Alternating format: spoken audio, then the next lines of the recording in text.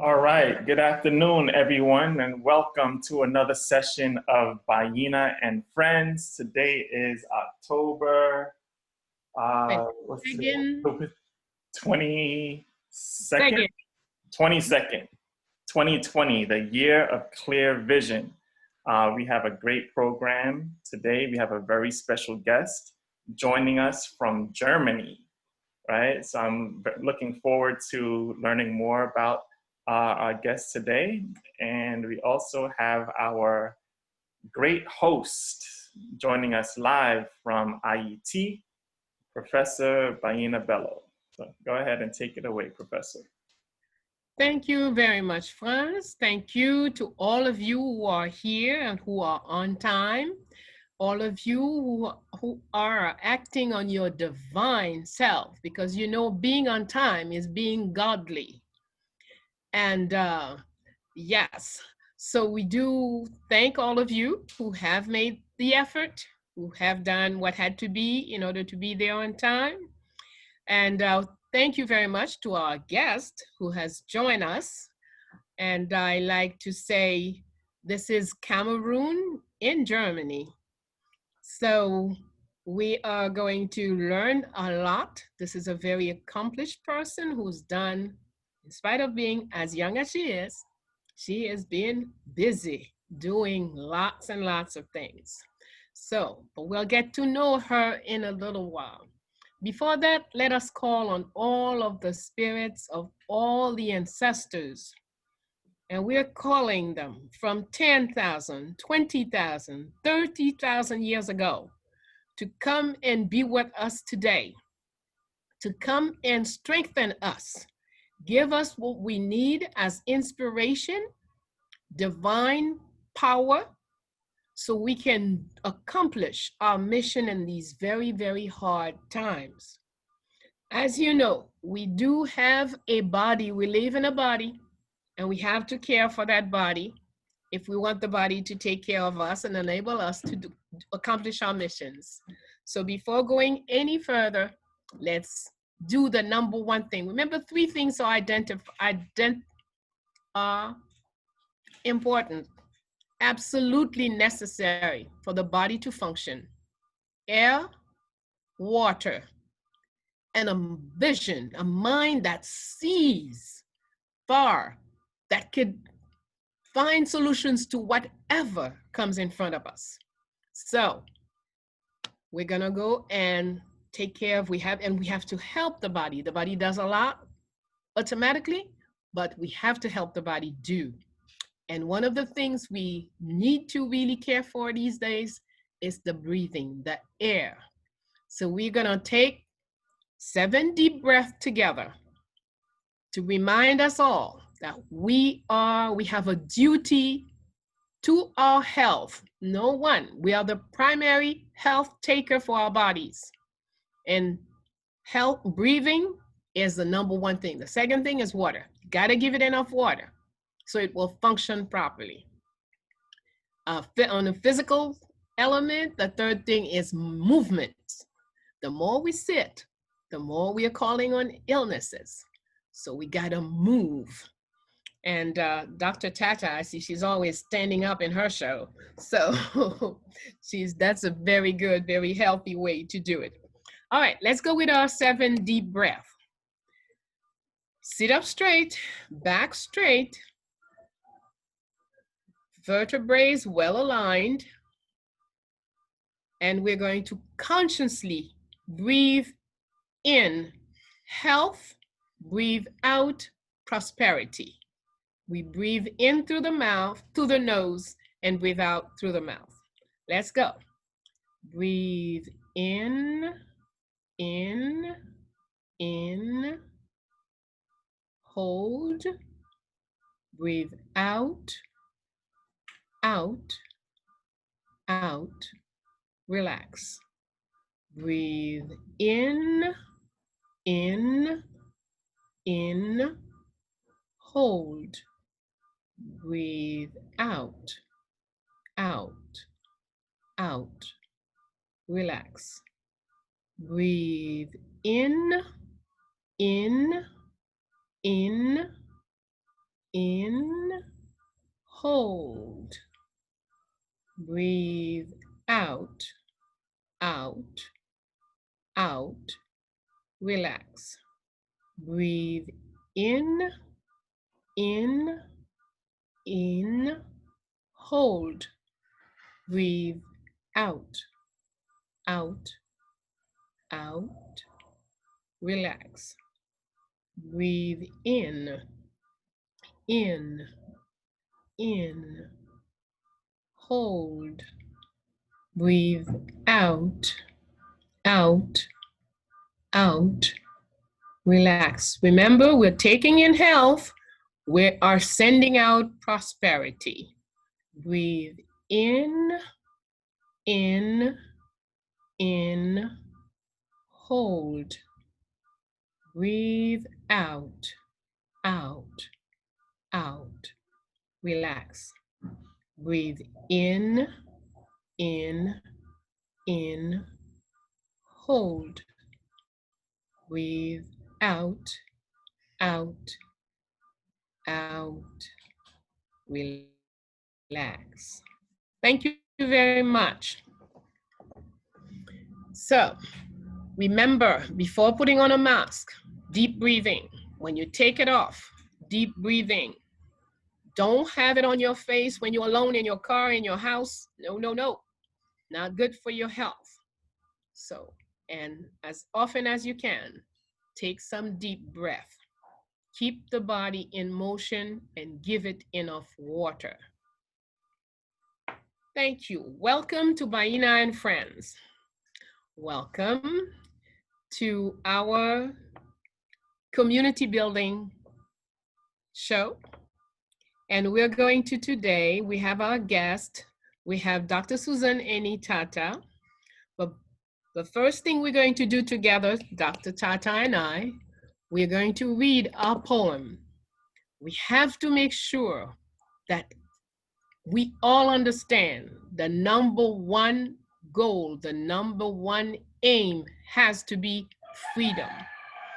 We are not free today. We must work at gaining our freedom, at increasing it every day for us, for our nations, for our people across the planet. So, thank you, Franz, to give us the text.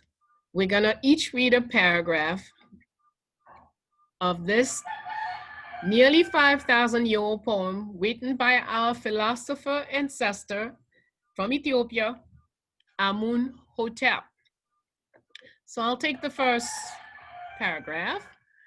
Freedom? Our mistake was that we thought of freedom as a place rather than the continuation of a struggle. Dr. Tatah?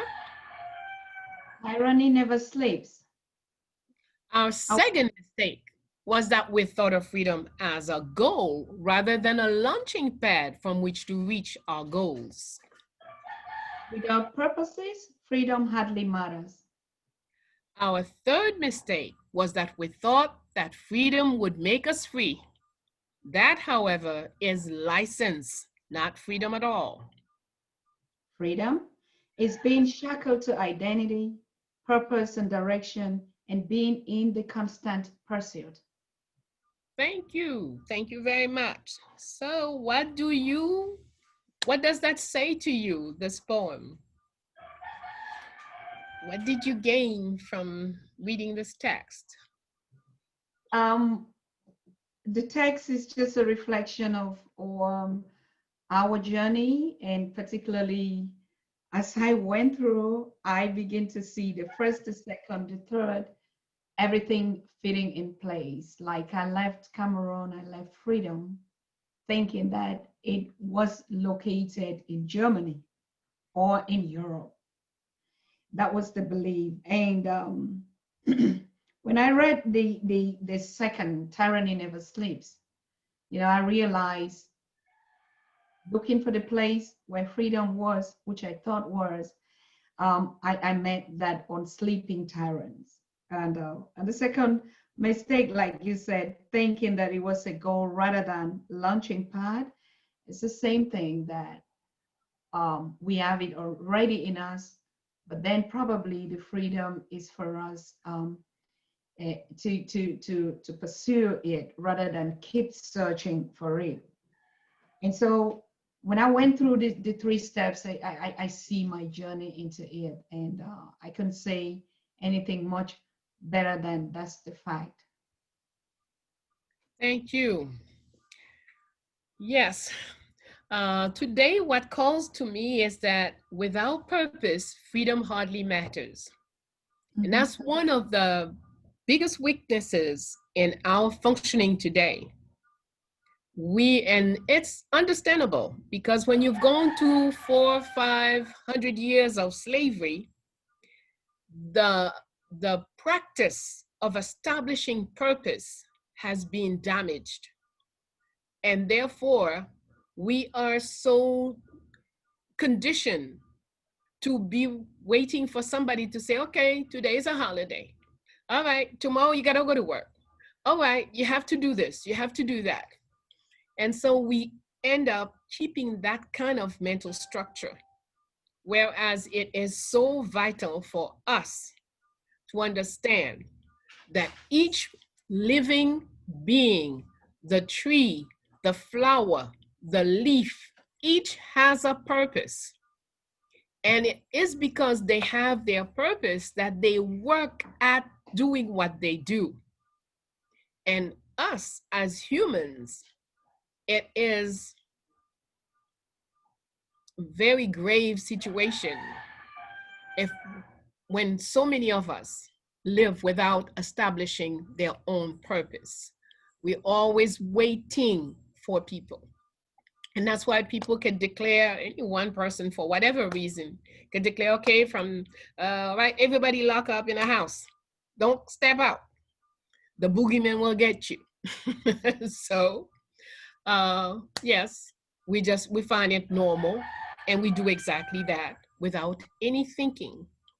And the worst thing is, we accept to be locked in, okay, but then we say, oh, I'm bored to death. Wait a minute. Your mind is still functioning. You are still whoever you were before you were locked in. You can determine how you're going to use your time. Make a purpose, establish a goal. All right, if I have to be inside, here's what I'm going to be doing inside. I know breathing is important. I know air is important. I'm not going to lock myself in 24 hours in a small apartment. Absolutely not. I will open the windows. I will walk around the block. I will do whatever is it that I can do without putting myself at risk. But I know my body needs air, my body needs water, my body needs movement. So I cannot, since there's no job, I lay in the bed for 8 hours, for 12 hours during the day. No, please don't do this. Don't allow this to happen to you. Get up. Even if your apartment is as big as your bed, then walk up and down in front of that bed 15, 20 minutes. But give your body motion. Squat and stand, squat and stand. Jump on that bed. Do whatever you have to do, but to keep your body healthy, you must give your body motion, action, movement. Whatever the structure. Look at how some of our ancestors, Malcolm was locked in a prison. And that's where he became the great genius that we know.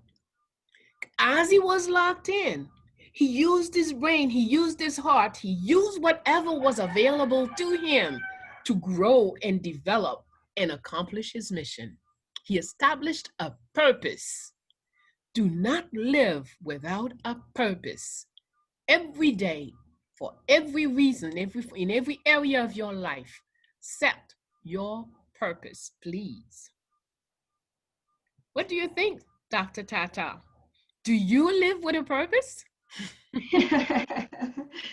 Of course. Thank you very much, Professor Bayyinah. I am very, very honored first to be in this presence of a great ancestor, somebody that I look up to as a mother, as a role model, as whom we should look up to for our existence, particularly when we live far and we are misguided. The purpose started when we relocate and looking for other things. So we're going to be determined by what the expectations that we already have. So in the beginning, there is no purpose.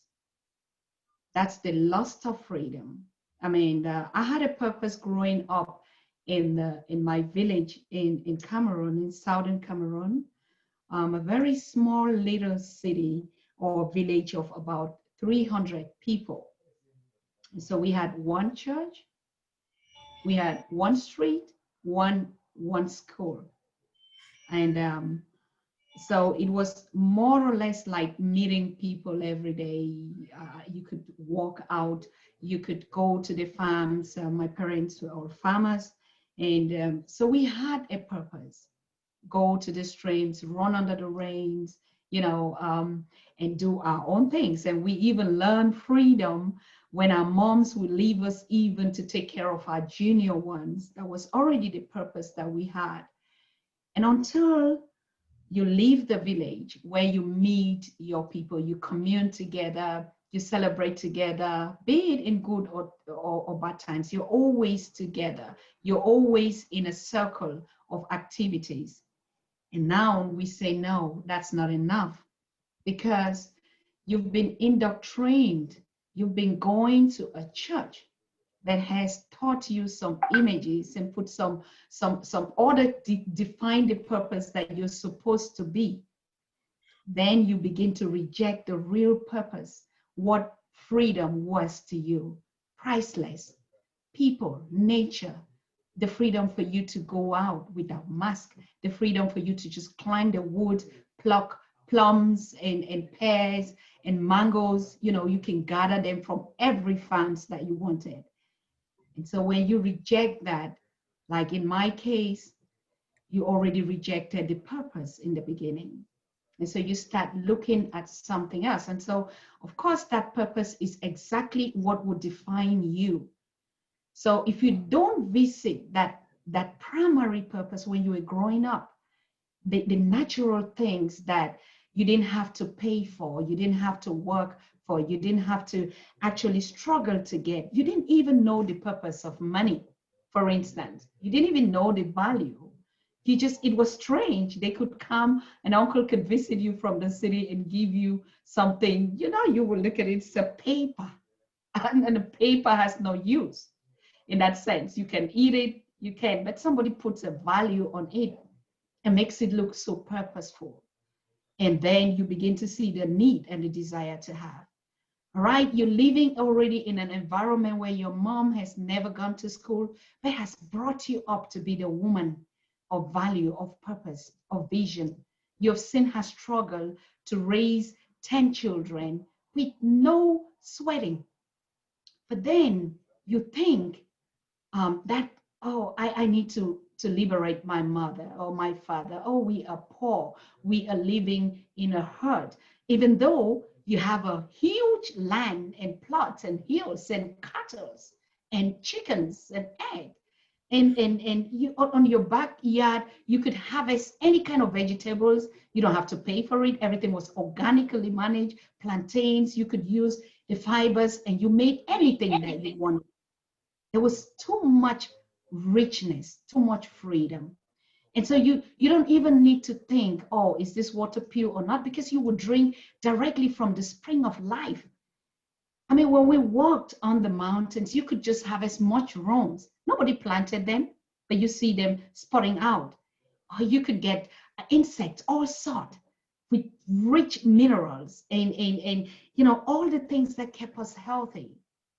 We even could take care of ourselves when they go to the farms. And so I have my food to just go and meet my other children in the neighborhood, and we will spend a happy time. And we know exactly when mom is coming back, and I would be back, and I would just do what we needed.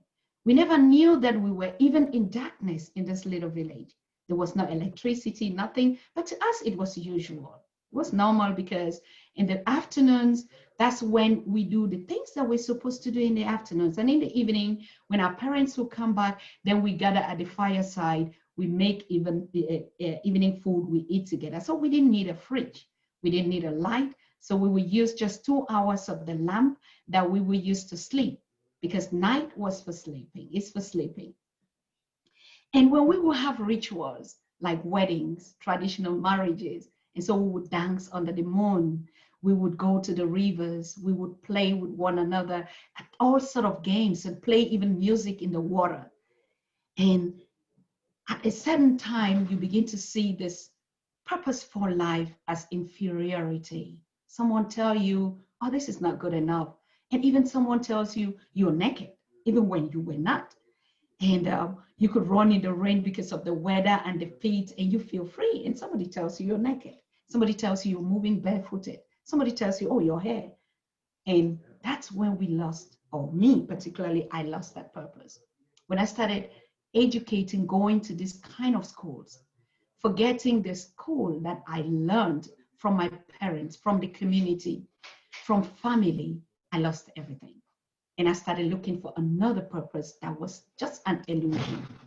And that's how I found myself in Germany. When I found myself in Germany, the purpose that I came with already as an imagination in my head was like, oh, there's money, there's this. I didn't even know. I didn't even realize that there's winter, there's cold, that the sun that I used to run under and that gave me all the textures that I wanted, I didn't even have to worry to wear some kind of funny clothes. So when I landed, I lose everything. But I still didn't even realize that I lose something. I was still really excited, thinking that I have a purpose, until I start beginning to see the difference. I look at my hands, I look at the weather, I look at the food, it is different, the water, the everything.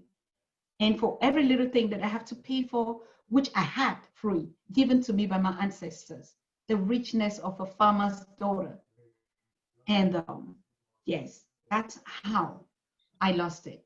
But then, because our ancestors always have a purpose for us and they control our journey, no matter whether we lost it, they're really going to put us on track without us being even aware. So I started to find those things that kept me.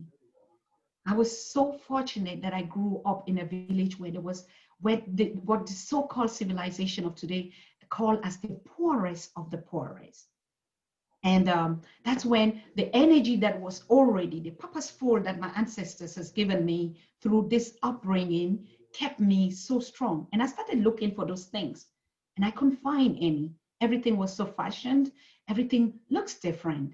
And that was when I started looking back for my roots. And I said, but I see a Black man walk on the street. I will run to them. I see a child. I see a family. And I started looking for part of me that was missing. Because I just saw strange people that when they came to us, they laughed. But here you made them, they could even just not smile. The smiles were different. It was just different people that we used to see and used to admire.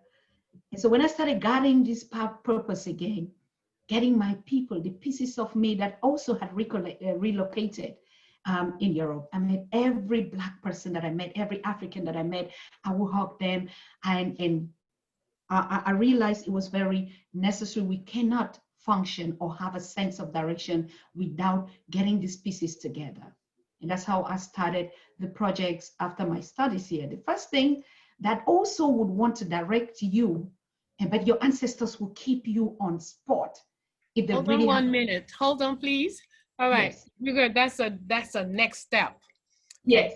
But for right now, what I wanted all of you to see is that purpose is you're never without it, but you're not always aware.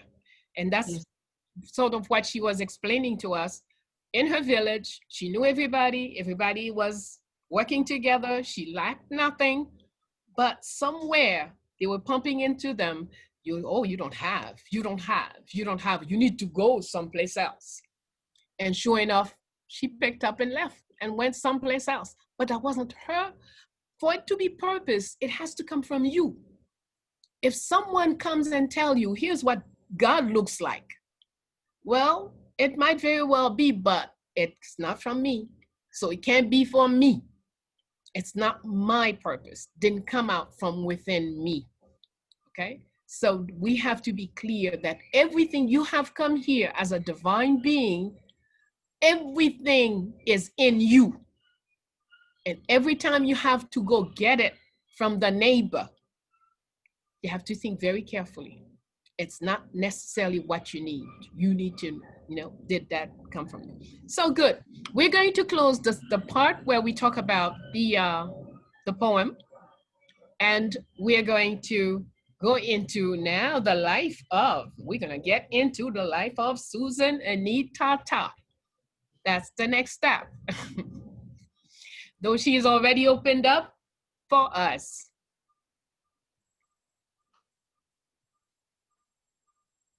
So now we've seen you in Cameroon. We visited Cameroon with you, through you. We had a nice meeting. Please remind us the name of the village that we were just in. We were in Achat-Tugi, in the southern regions of Cameroon. Yes. Say it again, please. The name of the town, the village?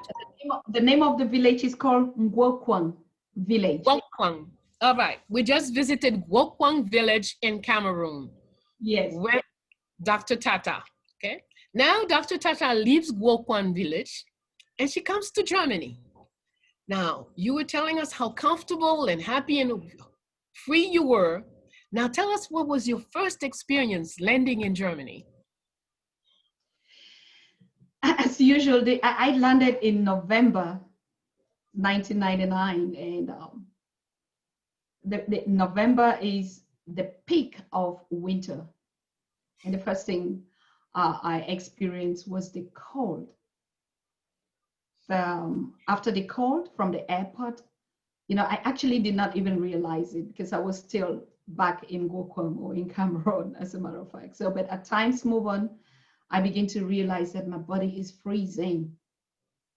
And the second things that I realized very early enough was the fact that I didn't see anybody in the neighborhood that I was living in. I would see people just like a rat race, just spot out and spot in, jump in their car, and each person in one. And it was just like sitting and just watching these movies where people just jump in their car, maybe two or one, and drive off, and then jump, buy something, come back, and then enter the house. So I didn't see people walk on the street. I didn't see them anywhere. Of course, it was a residence, but I didn't hear cries of children playing in the backyard. I didn't hear the cock that just crowed behind your backyard. I never heard it. Everything was just cold. It was like a graveyard ceremony in Africa. It was like land of the dead. Yes. Well, so it's a sort of culture shock somewhere. You come from warmth, physical and spiritual and psychological and mental warmth, and then you find yourself in total cold. But still, you have to adapt, you have to adjust, and you have to decide, what am I going to do now that I'm here? And what do you do? What was the first decision you took to do what? To go to work, to go to school, to watch TV? Of course, the activities around you really, particularly when you're coming already with a program vision. So those things actually just are like part and parcel of you. You really don't realize this environment, particularly in Germany, until you are almost 5 to 10 years here. That's when you start even noticing a difference if you really are awake. So what I did, I first of all, I was lucky. I met my husband that we had known ourselves back in Cameroon. And that was the first connection that I had. And so I had some kind of like a family. And we were not dating back, but we started here again. And so we could exchange, and he was here already as a student. And so he could advise me certain things, but yet, I couldn't see these things for myself. I keep just dreaming that, the monies that I hear that we're on the street, or the happy world, the paradise that they show us in the TV, that they always package these positive narratives and show us the kind of a paradise. And I keep waiting to see it every day, and it wasn't coming. And anyway, cut it short, I got enrolled in the university here. And during the studies, I realized that the case studies that were really focused on Africa were only about the catastrophes, war, diseases, poverty, you know. And when they talk about export market or production, it has to go to China or it has to be the West.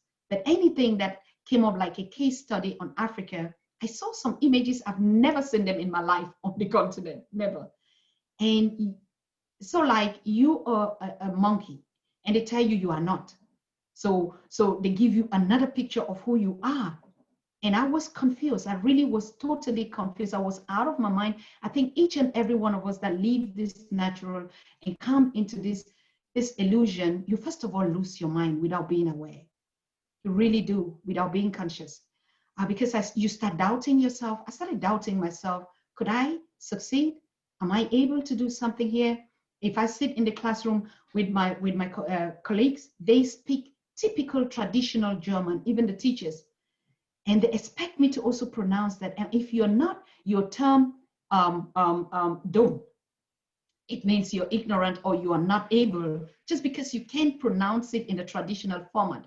And most of these courses that I did in the MBA was really typical traditional German. So a German will rate you. If you can't speak good German, you're already stupid, just from the language and the culture. And yes, anyhow, I got into this program. I was the only African Black there. And I came up with one of the best grades, of course, because I had to fight to always prove something, even though my heart wasn't there. But when I saw something, I had to fight to say, no, this is not it. But immediately I left that course, I realized there is no place for me here, no job for me here. There were opportunities, particularly when we graduated from that batch. We had the Harvard University case studies, and it's one of the renowned business schools that we have here. And so when students graduate, they just pick you up. But I look at myself and I said, no, I don't fit here. So I created our own nonprofit organization for Africans residing here. At that time, there even was nothing. And that's how we started, came out with the purpose of life. The ignorance that I went through these studies and see the kind of pictures, the narratives that they belayed on me. I only see myself in it. When it was color, it has to do with kwachako, with children, with flies in their mouth, with stomachs. I'm telling you stories and images you have never seen anywhere in the village I was growing up. And so when I started the association, for me, the first thing was, it's impossible for a so-called civilized world to be so ignorant, to really be so ignorant. I first of all thought it was ignorance. And so when we created the organization, it was for us to educate them about who we are, what they don't know. And we started the organization, gathered Africans around, and started organizing the cultural festival for African music, for art, for our values and stuff like that. And the primary goal was to teach the Germans about us, because I thought it was just ignorance. They were full of ignorance. But when I realized after organizing 3 editions, and then I asked myself, wait a minute, why should we even teach them? We still have a lot to settle among us. If they need anything, they would have to get it like we need it and get it. And we just started, promoting our own values, talking about our own stories, who we are, caring for our own community. And I got so engaged to know that the ones that were coming behind me, young parents that had come here, some were refugees, they didn't know their left or right. There's just too much discrimination and hate and race talks going out here. A lot of them are sick. Nobody would even talk to them. And I started visiting, going to their homes, going to their camps, going to churches where they were gathered, and start grouping ourselves. We would cry sometimes. They started changing even the names of our children. When I had my first son here, they didn't want me to give him an African name. And I insisted with my husband. I said, no, my son is going to call Tumi. Yeah, what's the meaning of Tumi? And they would discourage you with every might. And I saw all our girls and women that were here going through the same process. So when I thought that, I said, no, we have to change that. And I started educating them. Any step I made, I make sure we pass it on in our groups, in our networks. And yes, here we are. And in the end, we are holding the biggest global platform. And Germans are coming.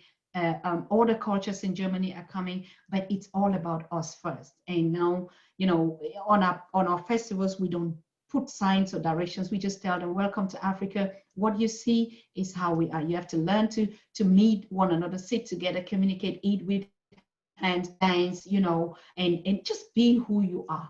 And today we're one of the biggest platform in this region. We've changed a lot, even from the government.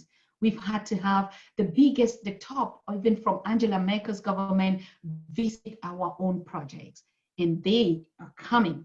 So it is purposeful when we think that the world has anything to teach us. And I used to say, the world has nothing to teach us, Africa. We just have built, our ancestors have built civilizations. We are on the journey to continue to build them. They have nothing, basically nothing. Thank you. Thank you very much. So now you continue to build. You do have the field, you were in the business field, right? You studied the business.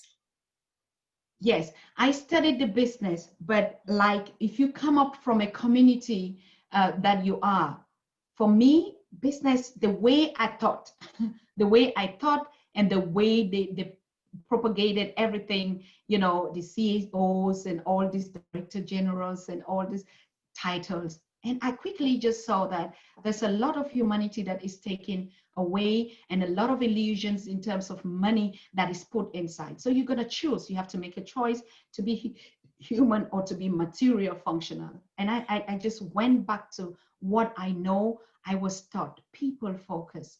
And that's why I didn't get engaged in the business. I used the skills that I had learned to build a brand and to communicate and to brand Africa's narrative through our own self by gathering together.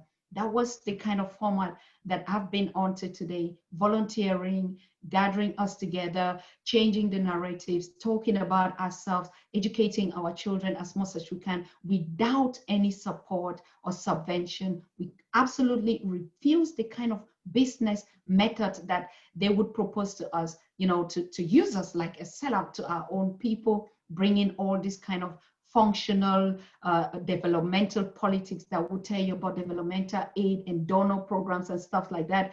In the beginning, we made some mistakes.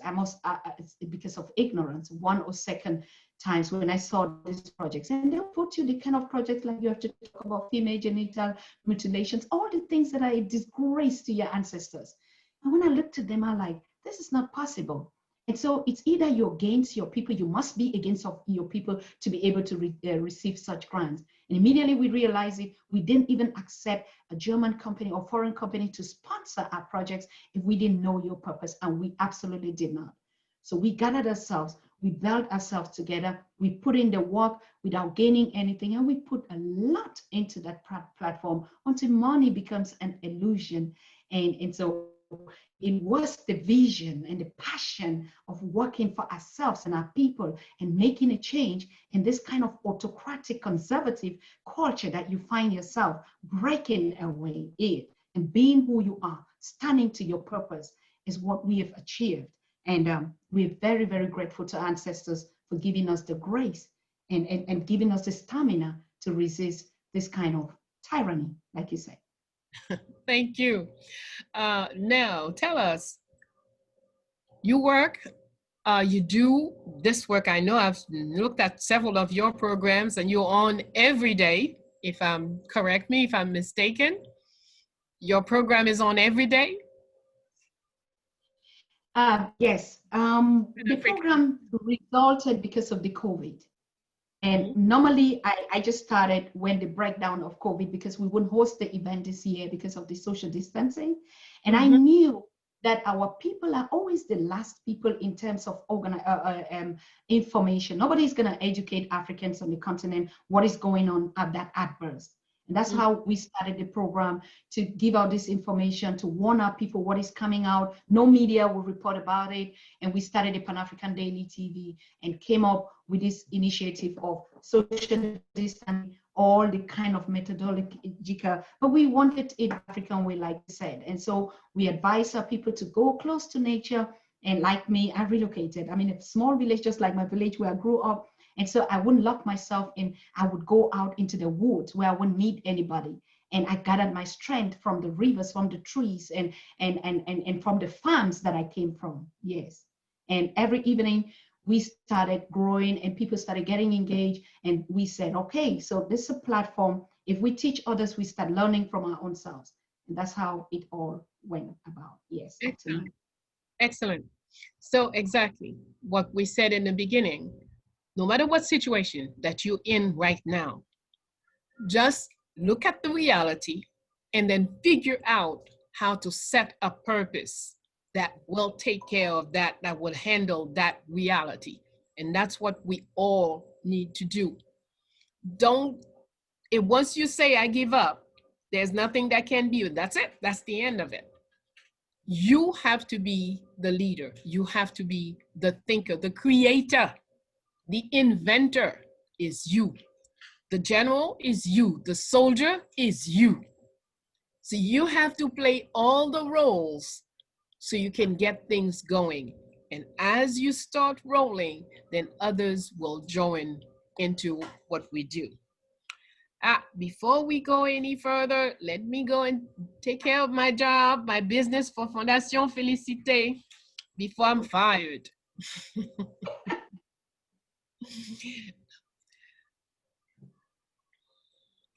So, as you know, Fondation Félicité is the heart of everything we do. And to keep in touch with Fondation Félicité, there's the Facebook page, Fondation Marie-Claire Heureuse, Félicité Bonheur des Salines. There is F Félicité 1804 for Twitter. For Instagram, it's Fondation Félicité. The official Bayyinah Bello YouTube channel is in the works, will soon be available. The WhatsApp, if you want to contact Fondation Félicité by WhatsApp, 509-2940-0869. And our website is www.fondationfelicité.com. And if you want to support and donate, then it's pourfondationfelicité@gmail.com. Those are the things that I have to share with you every time we are here. Oh, yes. We also have to mention Akebulan with Nation Monger are having me in Florida on November 7th. So we will be talking about women of the Haitian Revolution. That's our next event. But here at Fondation Félicité, the next big event, the next big activity is January 1st. As you know, January 1st is Haiti's Independence Day. And tradition has it that on Independence Day, we have Independence Soup. Some 20 odd years ago, when we used to do Independence Soup used to cost maybe 40 cents, the equivalent to 40 cents, 30 cents a bowl. Today, Independence Soup is like something like $3 a bowl. So we used to share it. There are some of the better years we shared with 22,000 people. And as it becomes more and more expensive to do, we have more and more people need it, but fewer and fewer we have the means to offer to fewer and fewer. And this year has been a particularly harsh year for Haiti, and we really want to go out of our way to share it with a largest number of people. I have a dream for the past 10 years is that to have the soup in Shan Mas. Well, we can't do that unless we could have at least 48 huge things be cooking from 6 a.m. to midday, cooking the soup in the quantities that you would have to have, so people will not be, won't be, people will not be worried about I might not get some. So it has to be done in a certain way for it to happen. So I said, because this year is so harsh and so hard and so difficult, maybe that's exactly the year where we should do this most daring kind of soup. But I don't know yet. We're going to put in the effort. We're going to start a campaign, a fundraising campaign, to try to raise the maximum that we can. And depending on where we get on November or first week of December, then we will know whether we could go down to Shan Mas or not. On top of it, it's also these days a place where they say, oh, insecurity, insecurity, insecurity. So it's very complicated. But that's what we want to do this year. And we hope to have all of our ancestors. Of course, the empress who invented the soup. And we'll need the emperor to assure our security. We'll need all of the Inca army to back us up, to encircle us. But that's where we would like to go. That's what we're hoping for. So we're counting on all of you to, even though I don't have the information, I should have information to show you where to do, what to do. But anyway, maybe before the end of this program, you will see it. Or in the meantime, if not, we can always use Pour Fondation Félicité to do that too. So, but there'll be a very special setup for the soup. So thank you very much for your attention. Thank you for your contributions of all sorts. Thank you to all those who have signed in to build the community with us, who have offered their talents, their competence. And I'm so happy with Dr. Tatah, who talked about volunteer is the way to go. And yes, volunteer is the way we go around here. Because if you want to do what you want to do for your people, don't expect your people's enemies to pay for it. Correct. Correct. I just want to add one thing, Professor Bello, if I may. We have Dr. Tatah for maybe another 10 minutes because her show starts at 2 p.m. Eastern time. So go straight to questions so people have the opportunity to exchange with her. Yes. Right. That's what I wanted to ask, if you wanted to go straight to Q&A for some people. Absolutely. Okay, all right, great. So we'll start our Q&A session a few moments early. Thank you so much for sharing everything, Dr. Tatah. It sounds like it's been a great journey. It's a journey of learning yourself and also sharing with others. It's a great example of building up your community that's around you.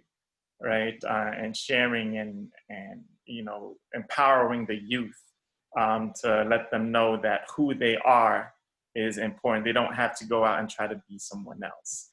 So you're a great leader, a great example of that, and I salute you for that. Let's see. All right, so we're going to start our Q&A session a little bit early today. So anyone who has a question, please go ahead, raise your hand in the icon and your raise hand icon so I can see in the participants menu. And whoever has a question for Dr. Tatah, we only have her for another maybe 10 minutes because this is a very busy woman. We are lucky to have her for the time that we have. So if you have any questions, please raise your hand and or let me know in the chat if you have a question, and I'll be able to get you on. All right, so it looks like we have our first question for Dr. Tatah, and it comes from Mr. Kobe Anim. So go ahead, Mr. Kobe, go ahead and unmute and ask your question, please. Hi, peace and blessings. It's Charlene. Thank you so much, Doctor. My question is, right, you were saying that you received images or a CD advertising like opportunities in Germany, but then when you got there, it was different. and you were seeing horrible images of our people. So I just wanted to understand, were they advertising to try to steal talents from Africa, but yet make you feel like you're not worthy of certain things? Absolutely. That's exactly the trick of the whole world. And that's one of the things that we see young people leave the continent. The images that are being portrayed about Europe or the West in Africa, it's a paradise where everything is smooth, where monies are on the street, where you have the freedom to do what you want. And so you see these images easily translate us on the continent to start seeing that we are in a situation where we don't have political decisions, or our culture is not the right way. They start even from the church by giving you a white Jesus. And so you leave your spirituality. Everything that they show you is white-listed. And so everything about you is just inferiority. You see yourself, you're poor. And those are exactly the images that the West, particularly even the international media. The case of Germany is noted. And that's when exactly we realized that the business model was to kill Paul to pay Peter. It has been like that. Make you feel inferior and then sell you what they consider it's a better idea for you. Coming with everything that you can think about. Of course, they disregard you as no human and then try to fashion you into the product that they want you to be. But when we started giving what is ours, and then you can see that these are systems that have been put there by the government or the political systems, but the normal people are searching for this real energy. Even though they see those images on their news, you would never get anything positive about Africa on the mainstream media. Never. You're gonna see only these images that I keep telling you: poverty, hunger, disease, all sort of things that are so negative that makes you feel so inhuman.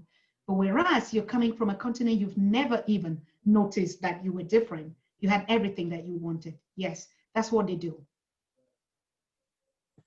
All right, thank you. Thank you. All right, thank you very much, Kobe. All right, let's move right to the next question. Remember, we have about 7 minutes now. So next question from Wajit. All set. Go ahead, Wajit, go ahead. Yes, hello, family. Peace and blessings to all. Hello, France and Ma Bello. Peace and blessings to Madam Tutu. I appreciate you coming on and sharing your knowledge with us about everything you've done for the community. It's very inspiring. I wanted to ask real quick, because I've heard about different places in Germany that have been that were kind of diverse with African culture. Have you been to different parts where you've seen sort of like a different response about African culture? And have you met other people from your village in Germany, from Cameroon? Germany is very rich in terms of we the community of Africans actually realized so soon that we need to be a community to be able to survive.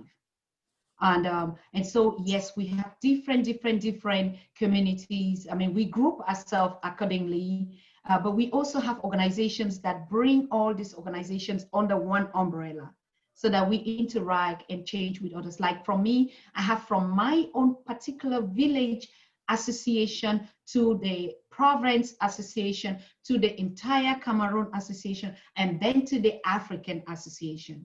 And what we did with these festivals was like an umbrella to all these organizations. So we would meet once in a year, and all the different types of organizations that are registered in Germany would present, you know, their culture, their food, their attire, and this way we mingle with one another. Of course, Germany is made of 16 different states, and it's quite a small country as compared to Cameroon geographically. They're almost 80 million. We are about 22 million in Cameroon, but the geographical land space, Cameroon is bigger, it's 1.3, you know, the area space of Germany. So it's a really not from the capacity not so big. And so you can go to the north, to the south, to the east, it's all is the same. But one thing that keeps us so strong, because it's also small, and the challenges that we're going through, the kind of challenges that automatically makes us to merge together. So we also have our own news that we're bringing out, Afro news, even connecting to other European neighboring countries like Italy, Spain, Switzerland, Luxembourg, all the German-speaking community up to France, and of course on the continent. That's how far we reach out. But the Pan-African Daily TV that I started now is just connecting all of us, the Africans in Europe, on Africa and North America, where our Black people are sharing experience and connecting and uniting ourselves to build a stronghold, living from one another. You talked about community, like Professor Bayyinah is saying, we need just the community. We cannot function without our community. And it is us that build the community. No one is going to do it for us. So wherever we find ourselves in a strange land, the first thing we do is look at your neighbors and look at where your person is, and you locate them and you bring them together, of course. Yes. Yes, thank you for that. Thank you, Roger. Thank you for your question. Okay, next question. We have 4 minutes. Next question comes from Kendrick Shea. Go ahead, Brother Kendrick. You can unmute yourself and ask your question, please. How you guys doing today? It's cheer, France. Thanks for that. For giving me the opportunity. Yeah, okay. Thank you, Dr. Tatah, for sharing your journey with everybody. Just speaking on where you came from and where you are now. I really just wanted to know, I had a different question, but just piggybacking off of what you had said last in regards to community and building community. How do you feel that, like, being able to bridge that gap between the diaspora across the globe and the actual continent, or not even just Africa, but you can say the motherland and fatherland of Haiti, Jamaica, where the diaspora is spread out across in Canada, US. Like, how do you feel like is another way to really bridge that gap? I see that you're doing Pan-African Daily TV, which is amazing, but what do you feel like there are other ways that we could really bridge that gap right now? All right. I think the first thing that was missing, that had been missing, that never existed, was this connection, connecting the disconnect.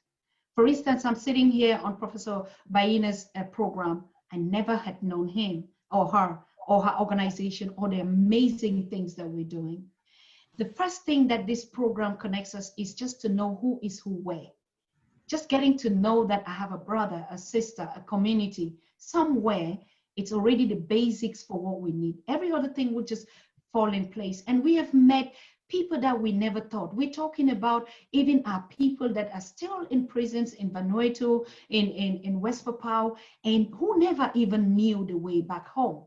And another thing is, we know that even the diaspora had exactly the same problems that I faced when I left the continent to be here. The inaccessibility to real information on the continent. It doesn't matter how challenging the informations are. So we needed a platform that connects us to give us information and educate us, and to know that we are one people. Our identity is one. But now if I look at you, I'm gonna call you, he's a Black American, or she's from Haiti. But if I look at Professor Bayyinah, I look at her race, I see she is a Yoruba in everything. And so this one thing that connects us is the strongest thing that we should never disconnect. And for me, it's a very rich way of us interacting just from the standard. Every other thing, every plans of our ancestors will be in place at the right time. Yes. Thank you. Thank you for the answer. All right, thank you for your question. Okay, we do have a few more questions, but I do want to be respectful to Dr. Tatah's time. I know she has something coming up very soon. Is that correct, Dr. Tatah? Is it time for you to? Of course, yes, I can still be on for 5 minutes, no problem. But the thing is, we are having these uprisings currently going on in Nigeria. We saw it, and even in Cameroon, and the continent is not really also being calm like we know. And so we're following up all these activities and listening to people around the world. Today, we have a very rich program with 3 women, one coming from the Caribbean, one from the continent, and then Dr. Arikana from US, who are going to give us the perspective of how can we build this community stronger? How can we break the systems that have actually stereotyped us and put us against ourselves? How can we achieve the kind of leadership that really works for us? It starts by us, probably mothers, keeping it to know that we are the nurturers. We bring strength, we bring health, we bring energy, we bring exactly what Professor Bayyinah taught us on the PanAfrican Daily TV, the knowledge of self. And these are all the uprisings that we're going to, trying to calm the people, sympathize with those that have been killed, have been murdered in their numbers in the past days, but just a peaceful protest. And now we've tried to find this strength among us. What is the other way to really put out our cause without being exposed to this kind of tyranny that we also have existing on the continent? So we want to share this perspective, build ourselves, educate and inform ourselves, yes, this evening. Fantastic. Where can we find your show? Like for the people that are guests here today, where are we able to find you? The PanAfrican Daily TV, just as that, if you give it on YouTube, PanAfrican Daily TV is a word, just as spell it on YouTube. On Facebook also, when we started, that's where we started, and we had really a huge follower, and Facebook unpublished us, and so we moved to YouTube in just about I think 8 or 9 weeks now that we've been on the YouTube. But then recently, just 5 days ago, we created the PanAfrican Daily TV Facebook, and we're currently having more than 30,000 followers in just 4 days. And so we see the need for us to connect. We see the need for us to talk about particularly this soup that Professor Bayyinah is talking about, because when she was on the show, we said, this is something that we have to share it among on the continent, in the diaspora, this 1st February Haitian soup of independence. And these are all connections that when we have one unique, healthy, symbolic dish that unites us, everything can unite us. Music, conversation, soup, dance, everything. Yes. Fantastic, fantastic. All right, great. Well, thank you so much. We appreciate you spending your time with us. For those who would like to get in contact with you, I know you still had a lot of questions left, but is there a way people, I guess we'll send them to your Facebook, the Pan-African Facebook page, and then they'll be able to send messages. Yes. The Pan-African Daily TV on Facebook. It's just been newly created. You're going to find our logo. And yes, you can subscribe, you can follow us, you can like and share. And then we also always post the daily programs that we have on YouTube. And most of the programs like this one, we also do a rebroadcast, because we're not going to learn about our unity or disengage from all these 400 years of slavery. And one thing I really want to bring out here, my brothers and sisters in the diaspora, what I really discovered of late is that when they stole you away from us, what they did is they came back and colonized us. So the same challenges that we're facing in the diaspora, even as we're uniting, we're still going to face this challenge again with ourselves to try to unlearn all those things. The continent, even though it's the motherland, the roots and everything, but still the systematic brainwash is there. How do we wash it? What do we look for as role models? Must it be white? What are the religions that we still practice? We don't even know about our ancestors. They term them witches. And you still find on the continent, people still killing their people thinking that, oh, my uncle is sick because, his mother is a witch. All the systems is a lot of work. And we think it's only love, coming together, sharing with one another, building this community like Professor Bayyinah is doing. So we need every support. We are also going to support this program because we know that only us supporting each other, we can make it. And money should not even be the problem because we have a lot.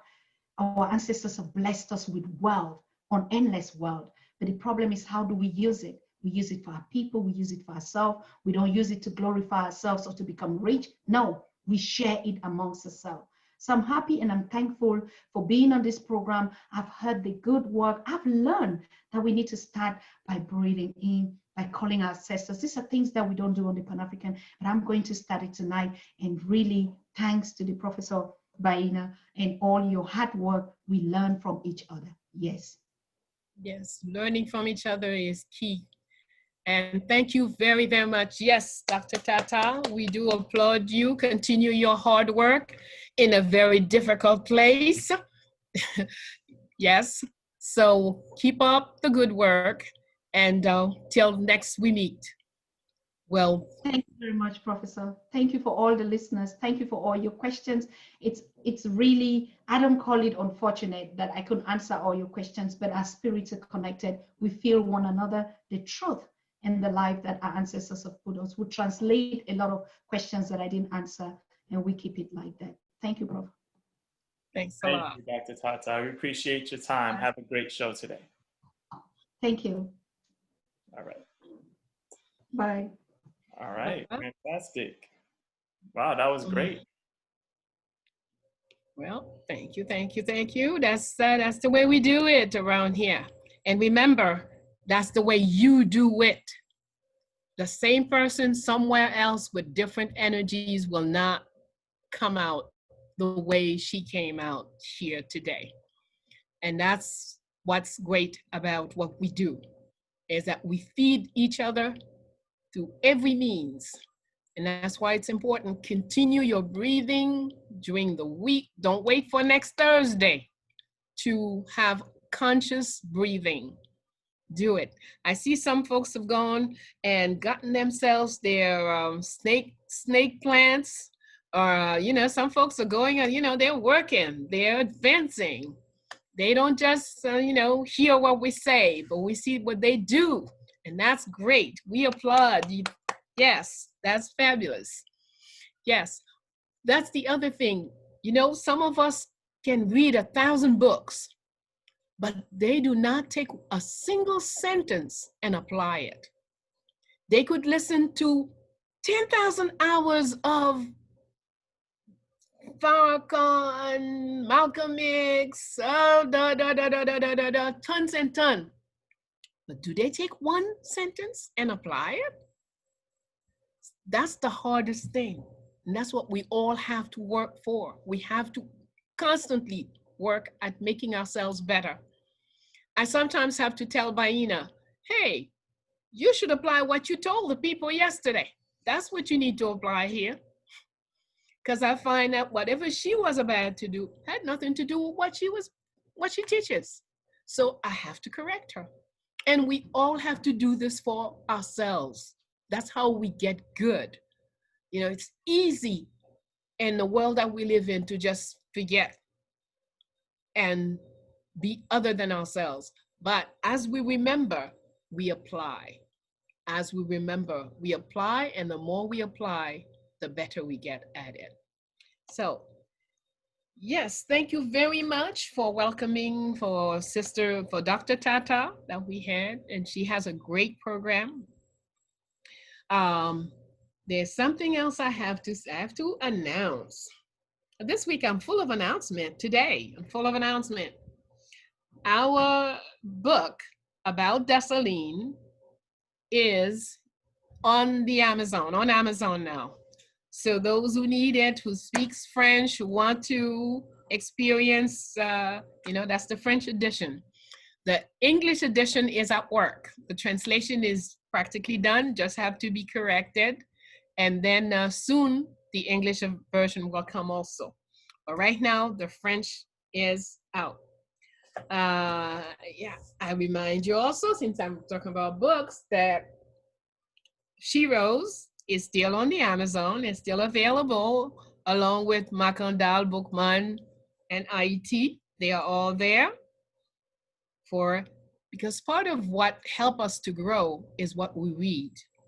What we read, what we listen to as music, what we listen to when people talk, all of these things help to construct us.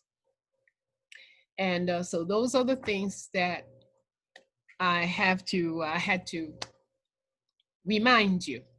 remind ourselves. Yeah. All right. So now we have the time for you and I. We go through the Q&A. And that will give you more opportunities for things that you want to, what we want to share. Now I see that Nyasha Maleko, who is Dr. Tatah's assistant, she's here. Feel free, Nyasha, any contact that you want to put on the chat and share with us, things you didn't have a chance to do, please do not hesitate. You're welcome to share the information. I say hi to Sinette. I say hi to Ai, to Henry Monday, Michael Springer, Morgan Moss. Of course, my good friend Zaid from way back then. From our Black Panther. Zaid is still in Black Panther. And soon, Zaid will be with us. He'll be one of our guests. So, but he's been a supporter of the program for quite a while. So thank you to everyone, and let's, Franz, I turn it back to you for the Q&A. All right, thank you. All right, everyone. We all experience, a lot of us here are experienced with how Q&A goes. You can go ahead, there's an icon. There should be 3 dots on your phone or on your laptop. You should click it and it says raise hand, and they'll actually put you in the queue, and I'll be able to choose you to raise a hand that you can ask of Professor Bello. So you could go ahead and do that. I just want to say personally, I'm looking forward to you joining us in the States. Professor Bello, you'll be here soon, November 7th, I believe, in South Florida. Looking forward to that. So anybody that's on right now, if you're anywhere near South Florida, then you definitely want to make it to that event to see the Empress in person and get some of that knowledge. There's one thing I do miss was our Shiro's book tour, where we were going all around the country, city to city, and spending time directly with everyone. So I'm looking forward to start that up again. We have a lot of places still on our list, a lot of cities still on our list to visit. So, you know, we'll be here, we'll be in this country, we'll be in that country. So make sure you look out for us, hopefully in 2021 when this whole thing passes over. We're working towards that. Okay, everyone, so let's go back to our questions. We have Charlene Anim. Go ahead, you can unmute yourself and ask a question, please. Hey, me again. You look different today without your cap, my brother. Yeah, I know. Yeah, my hair has been growing. You know, Professor Bello has been giving me all of these different remedies. It's making me healthy, and my hair is growing like crazy. Looks good, looks good. I just wanted to ask, do you guys have a number yet, like the financial goal to make this vision happen with the soups for Independence Day? All right. What are we working towards, girl? Let's get this money. That's right.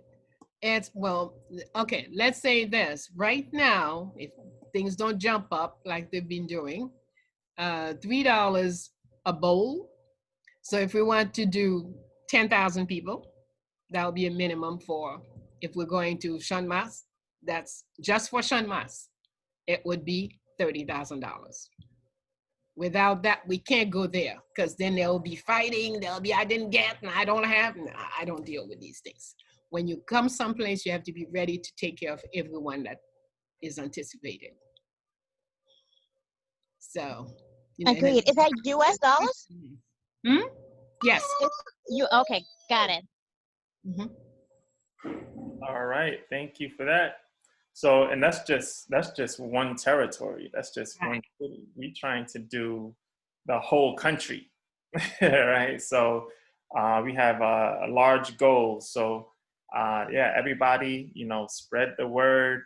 I didn't have a chance to put together a flyer or anything just now, but I have been in contact with the brother in Florida who helped with the website. the fundraising website last year and the year before. So we're going to put something together soon and share it with everyone where it'll be easier to fundraise and share with everyone. So definitely look out for that very, very soon. In fact, if everyone on here, please follow, if you have an Instagram account, make sure you follow Bayyinah Bello on Instagram, because I post a lot of information on there as well, so that you can follow the day-to-day fundraising activities and different things that we have going on. Okay, next question, Wajit, go ahead. And, oh, you're already unmuted. Go ahead. All right, thanks, Franz. All right, yes, this question is for my Bello. I have a real quick question about the poem. I was thinking about it a lot today, and the first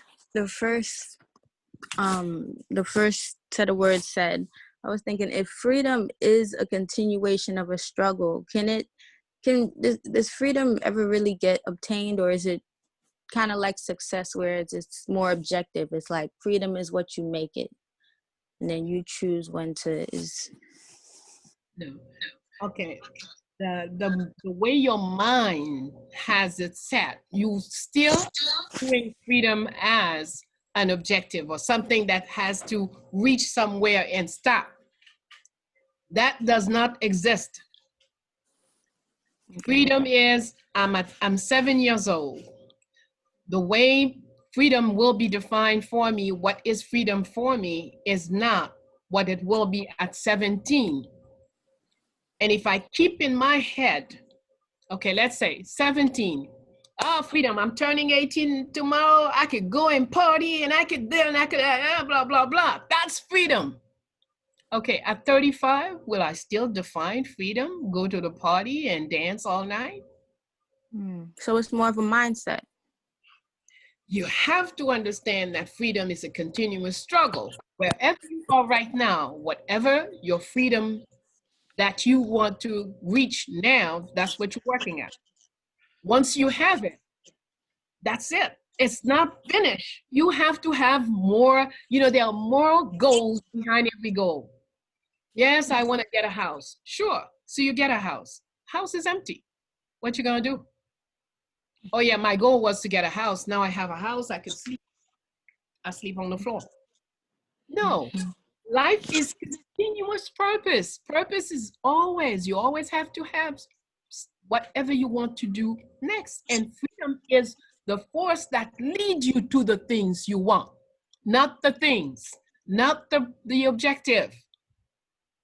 But it's the force that sends you, as they say in one of the sentences,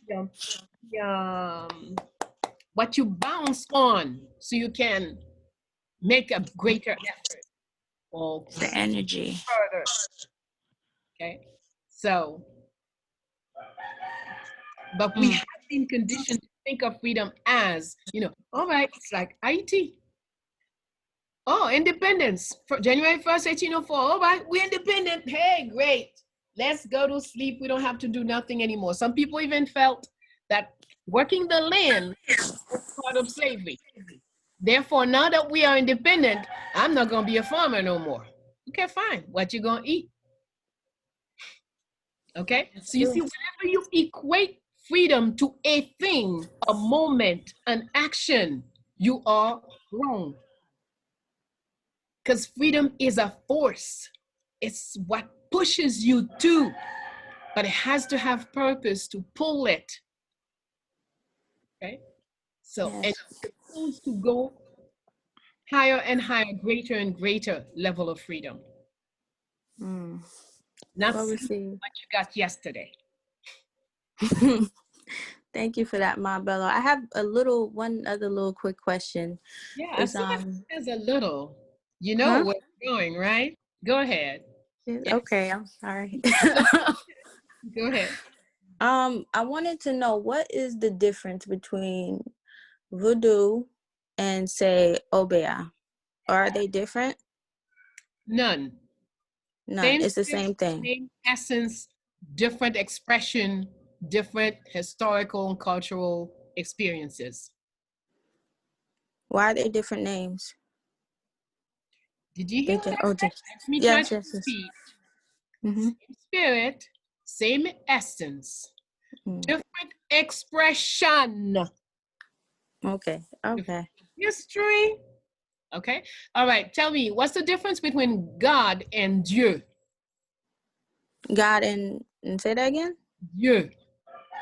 Me? How you say God in French. Oh. Okay. Yeah, it's no different. It's just the expression, how you express it. Okay. Okay. Each language will have a different expression. Okay. According to your historical experience, you will also have action expressions that are different. Okay. All right. All right. Thank you for that, my Bello. You're very welcome. Thank you, Wajid. Wajid is learning a lot. I know that much. She asked the most questions, so guess what? She gets the most answers. Mm-hmm. All right.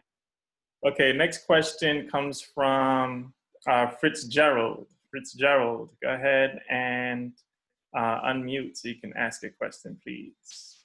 Yes, Bayyinah Bello. This is a question I was going to ask Susan Tatah, but since she's no longer here, I'm going to ask you this question instead. So, speaking of freedom, right? Speaking of freedom, whenever my family is upset and like don't want me to actually take a vacation in Africa, right? I always tell my family, e blanc ki na Africa. Like, meaning that, like, what about the white people that go to Africa all the time? If the white people can go to Africa all the time, why can I go? What's wrong with me going if white people go there all the time? And then, like, my family would say that, well, you're not them. White people can actually go anywhere they want to, and then they get protected. You don't get protected. So to me, I see that like as the same like slavery mindset. And the other thing I want to ask too, I was told, because this question ties into what I said. I was told that the reason why like there's so many negative propaganda about Africa, and this I heard that from the mouth of Dr. Umar Johnson, is because is the resources in Africa. White people want to take the resources. So the fact that they want to take the resources, they don't want other Black people from the diaspora coming to Africa. They do the same thing with Haiti too. They don't want like they create so much negative propaganda to Haiti that even Haitians are feeding you, just so Haitians don't come to Haiti, so the white people can take the resources. Now, what you think about that now? Well, there's no thinking, it's evident. Anytime we take the plane, let's say when we are in the state, for example, and we're coming back home, and my children, grandchildren, friends will say, well, you think you should go? You know, I heard da da da, I heard da da da da. Maybe you should not, you should wait a couple more weeks. They go to a panic attack and they do that number. And I say, okay, when I get in the plane, I'll send you a picture. Because I know the more the propaganda is high about how terrible things are in IT, when I get on that plane, 300 seats, there'll probably be 250 of them or 290 of them. And then us will just be a couple of us. So obviously, if things are so unlivable, then how come they're always going there? Why? IT is poor, I hear all the time. IT is poor, IT is poor, IT is poor. But everybody and their mama has a business. Bill Gates has 200 acres here. Oprah has acres here. Everybody who's anybody has land here. Why? And there is nothing. So, and of course, when the foreigner comes in, what the structure that is there where so many Haitians are unable to buy a bowl of soup because the bowl of soup is too expensive. The foreigner, for 10 bowls of soup, will buy your piece of land.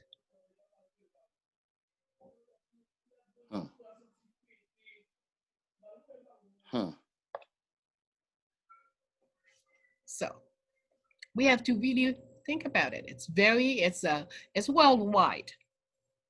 Anytime, what I've concluded is, anytime I hear them say how bad it is in a country, I start looking how much wealth do they have. To me, that's how I translate it now.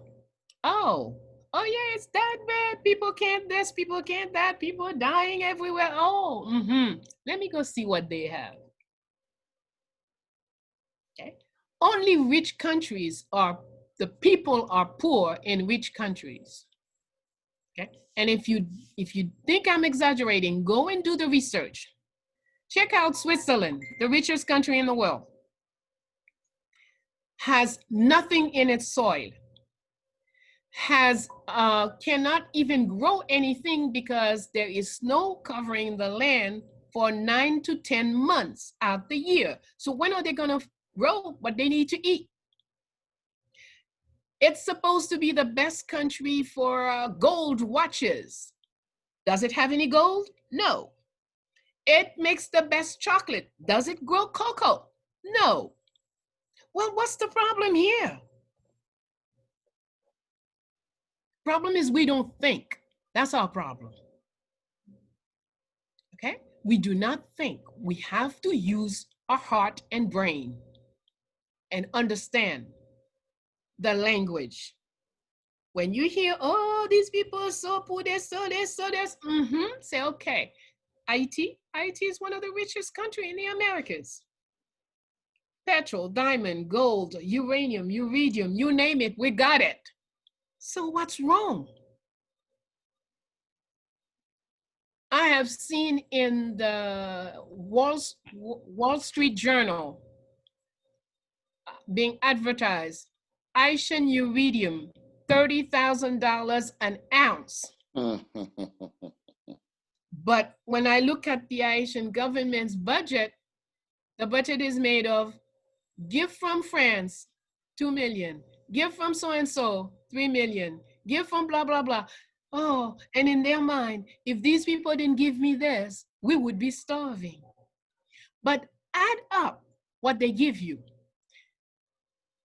Let's round it, we say we're 12 million Haitians. The average person needs, let's say we all eat very, very poorly. So we need $3 a day for food. 12 million of us, $3 a day for food. See if the money received from all of them put together adds up to what you need to eat. While they're giving you the illusion that you only get what you get because they have given you gifts. If you compare the amount of money given by the so-called international community and compare to little Haitians working, struggling abroad and sending money home, the money brought by little Haitians, those $20, those $100, add up to more money than the millions received from the so-called international blah, blah, blah. And often it's not a gift, it's a loan. They use a lot of funny language. They give you the impression you're receiving a gift, so you have to be grateful. But when you look at the details, you have to pay it back, that gift. Funny kind of gift. So we need to be more serious. We have to read some of the stuff. We have to look at some of the numbers. This is what I'm reading this week. It's in French, Monnaie, Servitude et Liberté.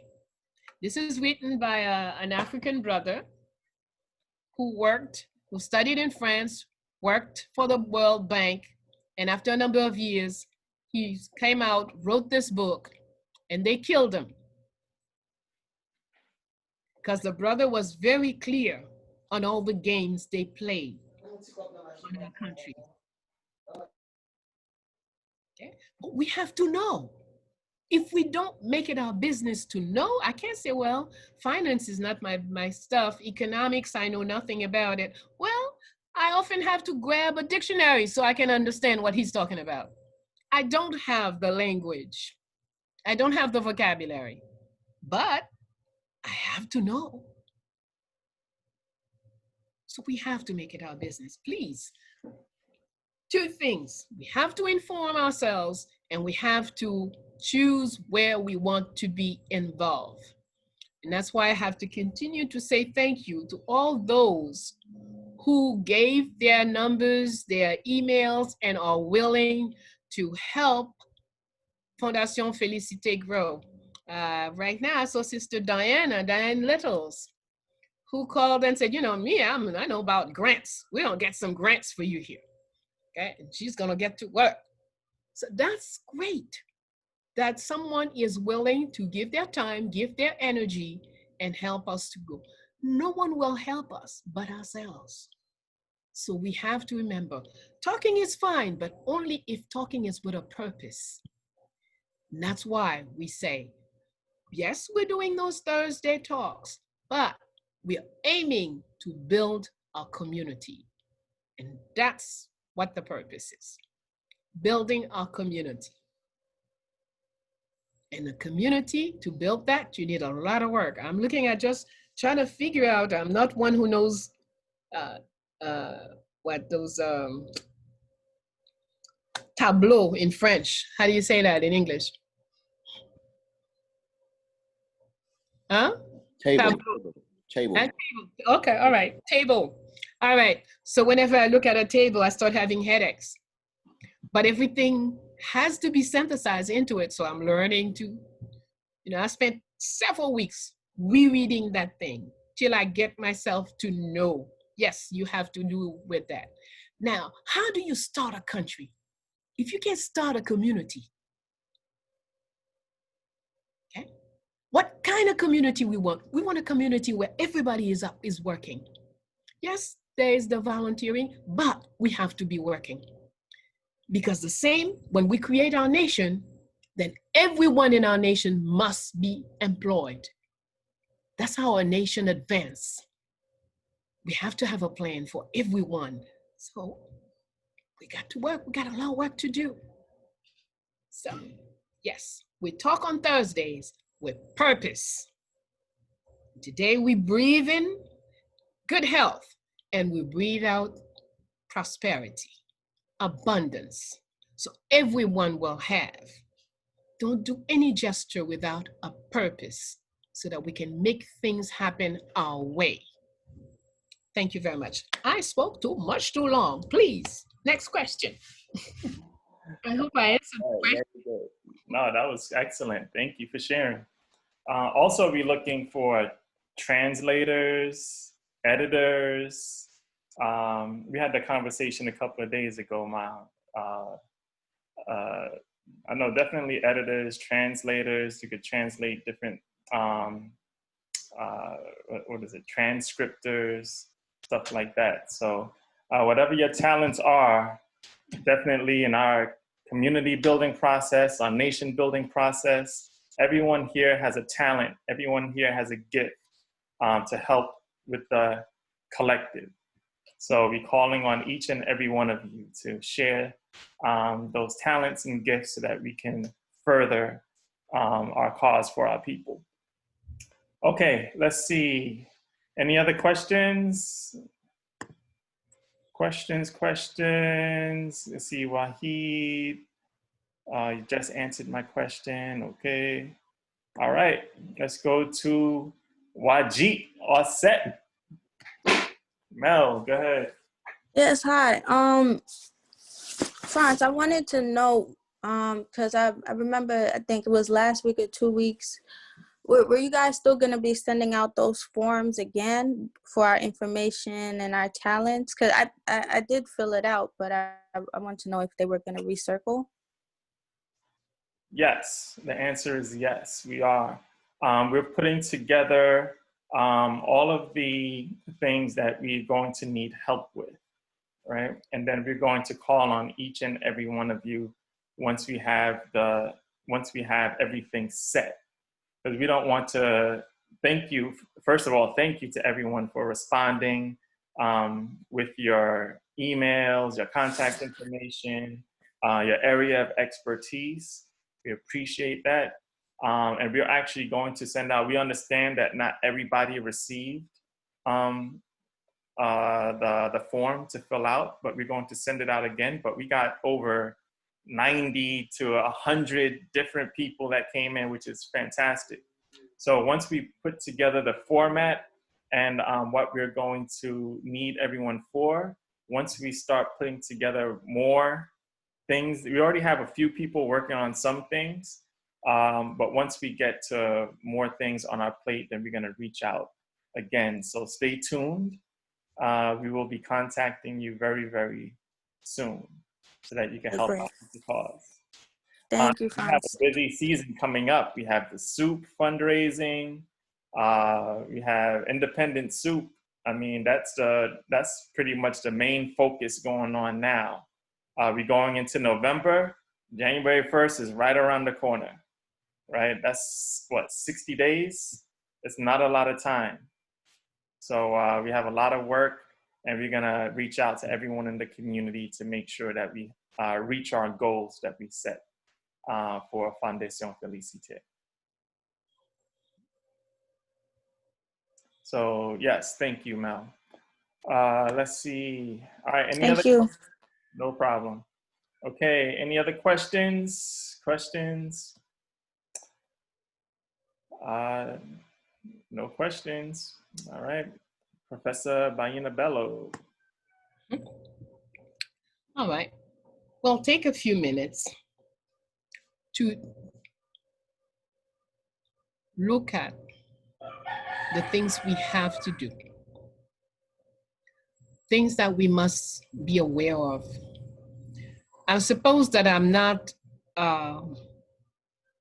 will not be shocking anyone if I say that during this period of confinement, in every community, but what we're concerned with is our own community, violence has increased.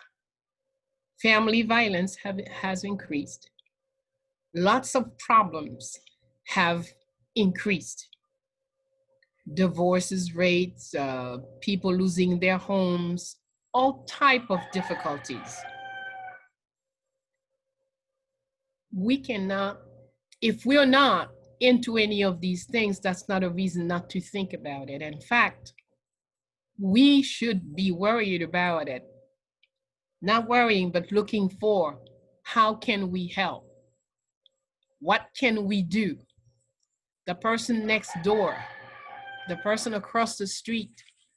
Don't let your neighbor just pack up and go, and without you saying a word of encouragement, a word of, if the neighbor is a family member, then yes, we have to do something. If you find that the apartment is suddenly empty and the mail is being dropped there, try to see if you can help. Let's be the best that we can be, each one of us. And if we're the best that we can be, we will also be the best to each other. This is a time for doing as much as we can to help each other. Last time I traveled, I fell in the train in Atlanta. And all the people who were right around me moved back. Everybody was afraid of everybody, everybody with masks and everything. But this young Black man came all the way from the end of the thing, and he says, "Can I help you, ma'am?" And I felt very grateful because I didn't quite see how I was gonna pick myself up. And sure enough, he handed both his hands to me. He had no gloves. He gave me his hands and he picked me up. And I was most grateful. Unfortunately, I didn't have the reflex to ask him his name, to do anything because someone does that for you, you should make contact and do something. But I didn't. But Every opportunity I get, everywhere I speak, I want to say thank you to this young man. Because I wasn't sure at all, and I was afraid that when the train is going to stop, I was going to be, you know, as I sit there on the floor with nothing to hold, I could have had more, you know, I could have been hurt more. So please don't hesitate. Help. Be the best that you can be. Start by being it for you, and then you will also be it for all of us. Whoever is there, whoever happens to be in a trouble next to you, let us rise from within, rise our better self and apply it. Don't keep it in the mind. Make sure you do. This is the time for doing the things that you didn't think you would ever do, in as far as the best of what you do. So let's think on that. Anywhere that we can help, any way we can help one another. That's how we build that unity we all talk about. Unity cannot be built with everybody taking care of their own business. Unity is when this one is down, I have to give her a hand to help her rise. Even if I know that might be a risk for me, but hey, I have to make a choice. So, yes, think on it. We breathe health and prosperity. Continue to bring focus, intent to everything you do. You're drinking your water, drink health, health, health. Whatever you do, put in your purpose. You have that freedom. Put in the purpose in each word, each action, and most of all, not for anybody up in the sky, but for you and I. We want to be the best that we can be to each other, to the guy in the street. You don't have to give to everybody who asks.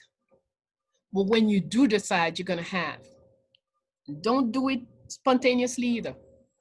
When you leave the house, take that $2, $5, whatever it is that you're going to give to someone.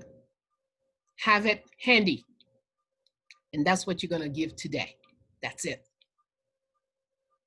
But from the house, you already know that's what you're going to do. So the intent is there, and you hope the person who gets it will get the most out of it. But every week, think of a gesture that makes you a better person. It's not always about giving something. Sometimes it's just a word. Just a kind word, or just hold back on the negative word. Just hold back on the anger. Remember, we are in a very stressful time. It's hard on everybody, even the ones who smile, who seem to laugh all the time. Difficult. So let's make it a little more, less complicated, less difficult for each other.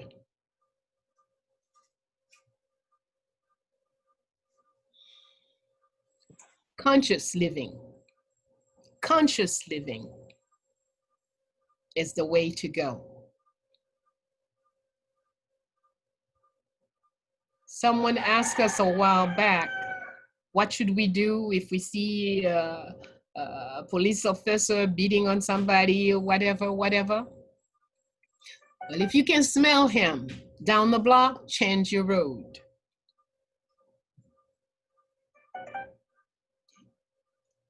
Change the road. Unless when you left the house, you were properly dressed, properly trained, and had all the equipment to deal with that. But if you happen to see it, you want to take another road. You might, on the other road, pick up your phone and come call for help. But you don't want to get involved in a battle that you didn't leave your house saying you're going to fight.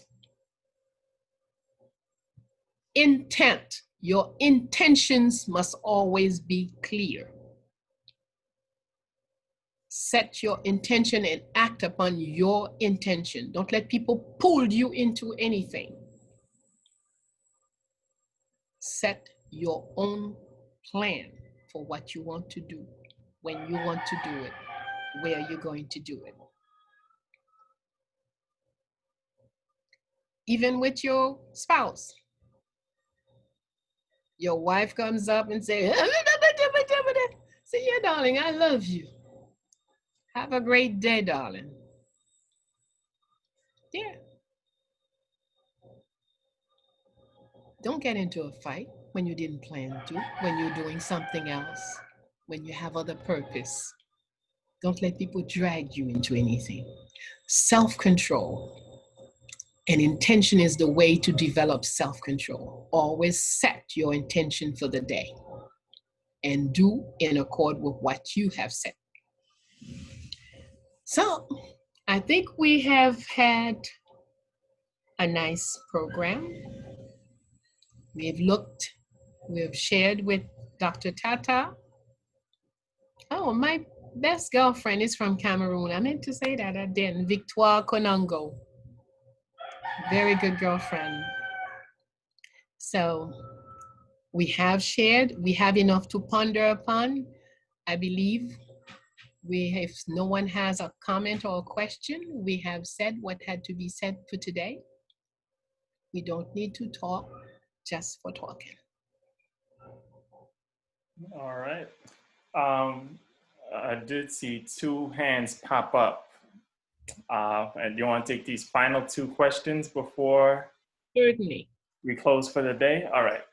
So let's see, it's 2 people that have questions before, so they could close us out. So Fitzgerald, go ahead and unmute. Go ahead and ask your question, please.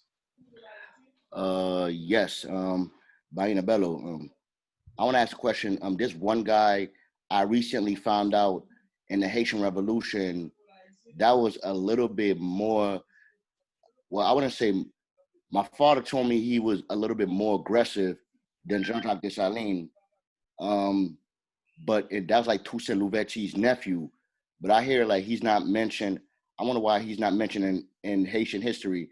They call that guy they call Moise, and then he's not mentioned in Haitian history, right? But he was a little bit more aggressive than Jean-Jacques Dessalines until Toussaint got the order to kill him.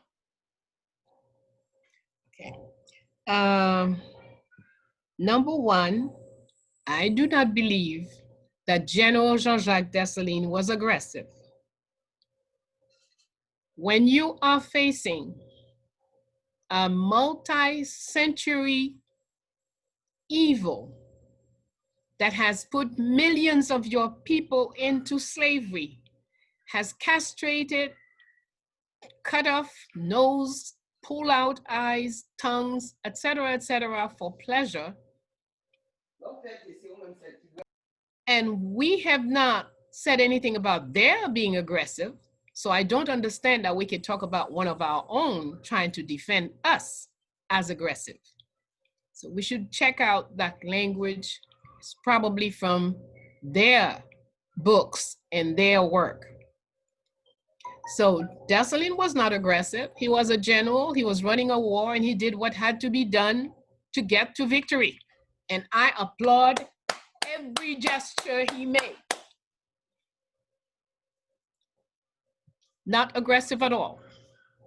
Number one. Number two, after winning the war, the rule of law established by you Christians say, once you win the war, everything the other camp has belongs to you. And Napoleon Bonaparte was well known as somebody who has, in certain cases, when he wins the battle, he undresses all the officers, take the uniforms from them, because even that didn't belong to them anymore because he has won. If he didn't kill them, he sent them back naked. Well, when Dessalines won the war facing the French, everything that the French possessed belonged to us. And if we were to be very serious about it, everything the French possessed in the Americas belonged to us. That means the territories of Louisiana, of Martinique and Guadeloupe, etc., belong to us. But yet, Dessalines take a few boats and gave to the French and put them in their various boats. He took provisions, food. They had to make a trip to nearly 3 months to go back to France.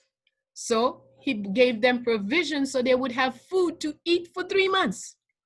He gave them weapons and ammunition, telling them, since your country has a lot of enemies, you must be able to defend yourself at sea and get back to France and carry this message. Tell the French government for France never to set foot on this island again. I don't find that aggressive. I don't find that aggressive at all. So now as far as aggressivity, now the General Moïse, he had different opinion from Toussaint Louverture. Toussaint Louverture was the head of the army at the time.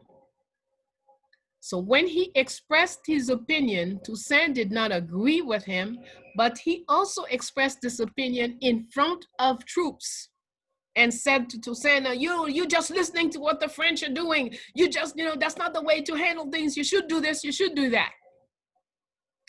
In the army, you don't stand up for somebody under you to speak up to you like that, especially in front of the troops. So Toussaint had no choice. He did what the law requires. This is an officer who was out of his rights, so he is to be executed.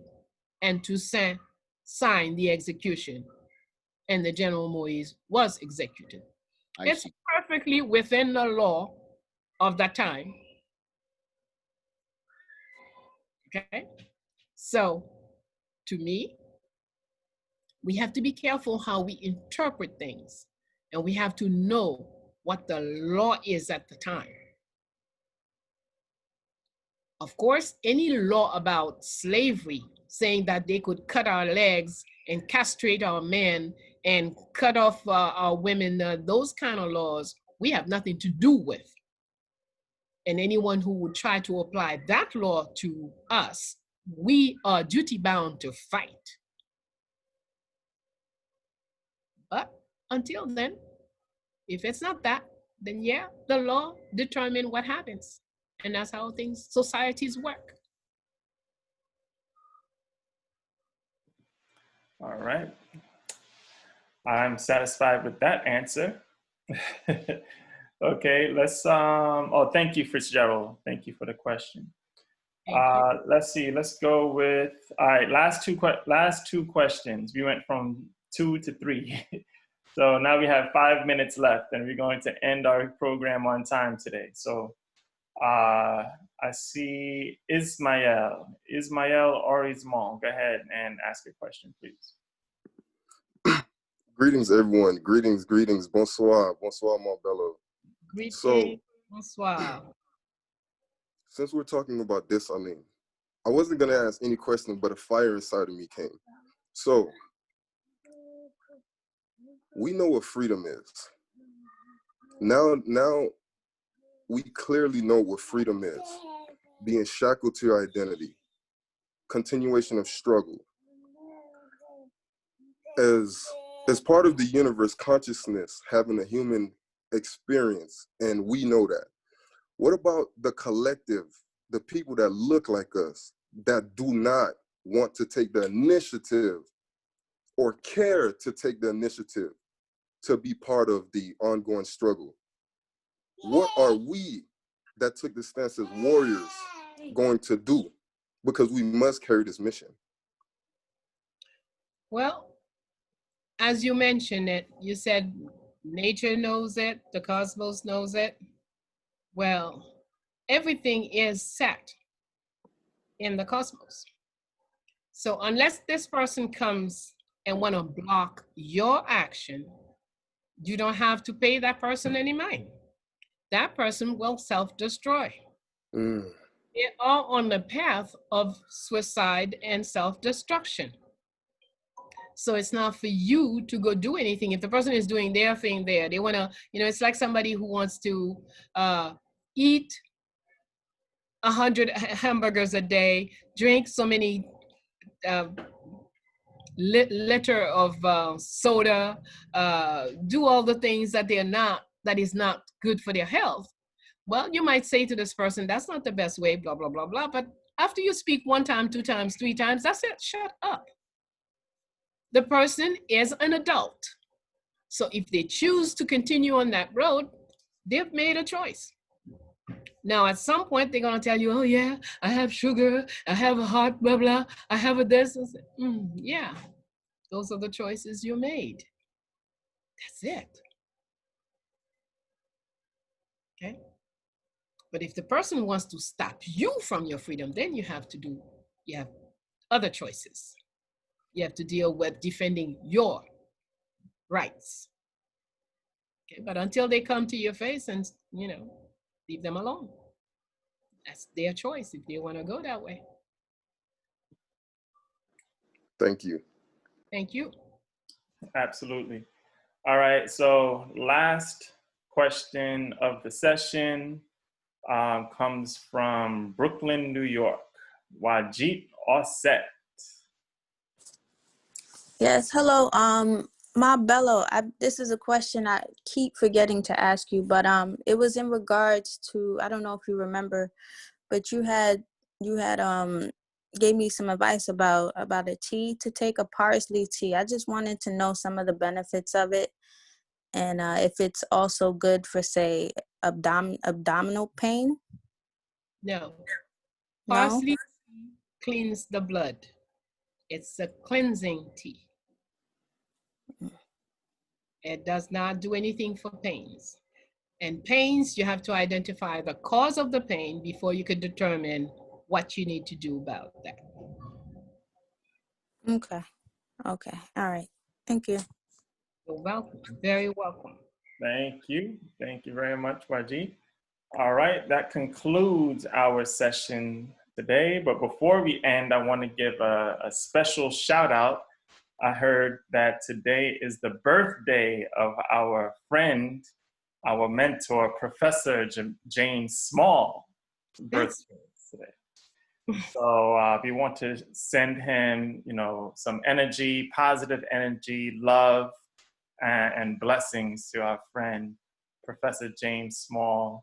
I miss him. I need to send him a message myself. I haven't talked to him or emailed him or texted him recently. So today would be a good day to let's all send Professor James Small some love on his birthday. Yes. Lots of energy of health. Energy of health. We're sending to our professor a painless body, and energy of health throughout the body. That's the number one thing that I feel he should receive today. So whatever you want to send, but send the health first, please. Will do. All right, so that concludes our session today of Bayyinah and Friends. So why don't you go ahead and give us a final word. Thank you, Franz. As we go to our we were together for a couple of hours, and we're going to go in our various separate areas of thoughts and words. Let us keep in mind that we want to be healthy. We want to stay healthy. And we are responsible for our own health. As we breathe, we want to be healthy and we want to have everything we want in our hands. So, health and prosperity is what we're going to work on all this week. All of our soldiers, our freedom fighters, by putting in our mind, we are going to keep those two things in our mind throughout the week, health and prosperity. And next Thursday, let's see what kind of news we have for each other. Concentrate, focus, health, prosperity for each and every one of us. Those who are not working right now, I want someone to announce next week that they do have a job. If someone is not feeling well this week, all of our energies will be going your way, and we want someone to tell us how they have improved their health, because we concentrate this week on health and prosperity. Be well, be mindful, be attentive, be in control of what you say and do. Be blessed. Rise into your divine self. Thank you. All right. Thank you so much, Professor Bello. And thank you everyone for joining us for another session of Bayyinah and Friends. We will see you next Thursday. So peace and blessings. Love everyone. Take care. Peace. Take good care. Be blessed. Peace and blessings, everyone. Peace and blessings. I say. Health Health and prosperity, everyone. Health and prosperity. Health All and right, everyone. Take care. We'll see you next time. Boy power. Thank you. Thank you.